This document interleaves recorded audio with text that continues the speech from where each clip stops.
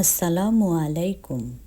আজকে এসএসসি ও সমমানের পরীক্ষা 2025-এর ফলাফল প্রকাশিত হয়েছে।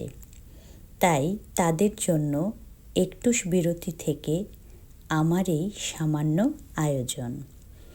দেখে নিশ্চয়ই সবাই চিনে নিয়েছেন কী নিয়ে আজকে কথা বলবো। হ্যাঁ বন্ধুরা, পুডিং।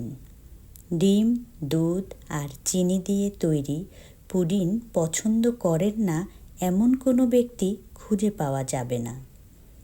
বাচ্চা থেকে বয়স্ক সবাই এর ভক্ত।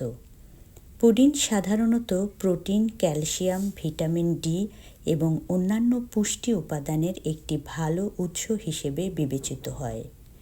শিশুদের শারীরিক ও মানসিক বিকাশে পুডিং আদর্শ পুষ্টিকর ও স্বাস্থ্যকর খাবার। প্রোটিনের পরিমাণ বেশি থাকায় শরীরে নতুন কোষ তৈরিতে পুডিং খুবই গুরুত্বপূর্ণ।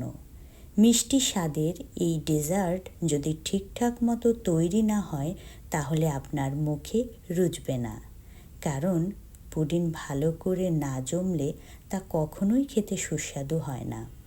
এজন্য পুডিং তৈরিতে কিছু গুরুত্বপূর্ণ বিষয় মনে রাখা জরুরি। পুডিংয়ে ব্যবহৃত দুধ জাল দিয়ে অনেক ঘন করে নিতে হয়, তা না হলে পুডিং ডিমের সঙ্গে দুধ জমবে না, পুডিং ছড়িয়ে যাবে। যেমন 1 লিটার দুধ জ্বালিয়ে আধা লিটার করতে হয়। পুডিংয়ে ডিম ব্যবহারের ক্ষেত্রে সব সময় মুরগির ডিম ব্যবহার করতে হয়। হাঁসের ডিমে পুডিং ভালো করে জমে না। পাশাপাশি খেয়াল রাখতে হবে পুডিংয়ের ডিমের পরিমাণ যেন কম না হয়ে যায়।